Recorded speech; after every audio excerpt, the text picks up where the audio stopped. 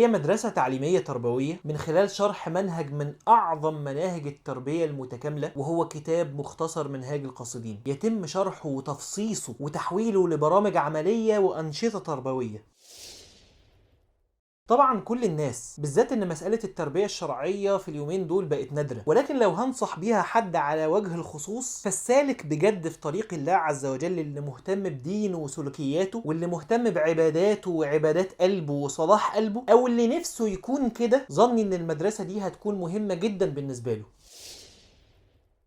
قبل ما اجاوب على السؤال عايز اقول ان التربية الشرعية هي التربية اللي رباها النبي صلى الله عليه وسلم للصحابة، ولو تفكرت شوية هتلاقي ان النبي صلى الله عليه وسلم ربى الشباب زي ما ربى الشيوخ. فالمدرسة التربوية اللي دخلها ابو بكر الصديق رضي الله عنه وهو اصغر من النبي صلى الله عليه وسلم بسنتين بس، هي نفس المدرسة اللي دخلها علي بن ابي طالب رضي الله عنه وهو اصغر من النبي صلى الله عليه وسلم ب30 سنة، والاتنين اتخرجوا منها خلفاء، والاتنين مبشرين بالجنة. وطبعا غيرهم من الصحابة اللي ممكن ما وصلوش لنفس المنزلة ولكن كانوا في نفس المدرسة، وهي برضو المدرسة اللي تربت فيها السيدة فاطمة وتربت فيها الغميصاء. يعني ببساطة شديدة الحدود العمرية والسنية ملهاش أي أثر على التربية الشرعية.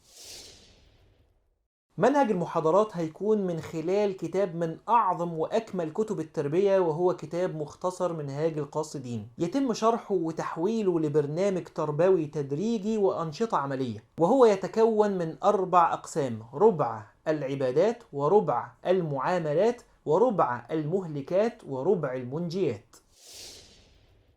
لو بنتكلم عن المدة اللي مفترض الإنسان يتربى فيها تربية شرعية، فالمفترض يبقى عمره كله هو بيستهلكه في هذا الأمر. أما لو هنتكلم عن المدرسة، فالمرحلة الأولى من الكتاب هندرس فيها ربع العبادات، وإن شاء الله يتم تدريسه في حوالي 30 ساعة بمعدل محاضرة أسبوعيا تحضرها أونلاين لايف، وحتى لو ما لحقتهاش في ميعادها أو عايز تسمعها تاني فهي بتتبعت لك بعدها على طول. وبعدها بناخد واجب عملي منطقي يوافق أغلب الناس باختلاف حاجاتهم وانشغالاتهم، وكمان بنجاوب على أهم الأسئلة، بالذات الأسئلة اللي لها علاقة بالعملية التربوية أو العوائق التربوية، وتستمر العملية دي إلى نهاية المنهج، اللي بالنسبة لنا دلوقتي في المرحلة الأولى هي نهاية ربع العبادات، وده طبعا غير الأنشطة العملية التفاعلية اللي هنعلن عنها للطلاب.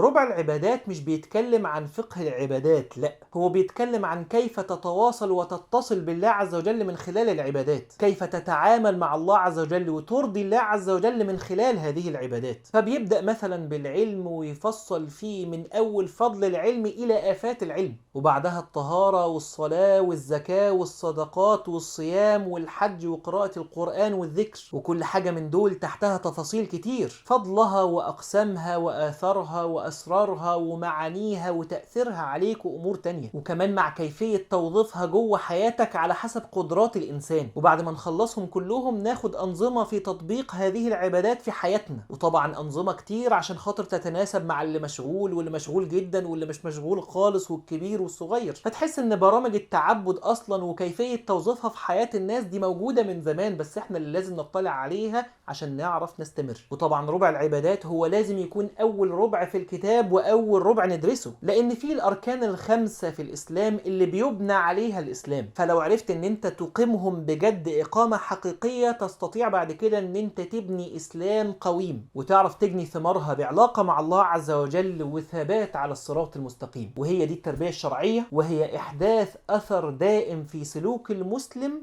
ليرضي ربه.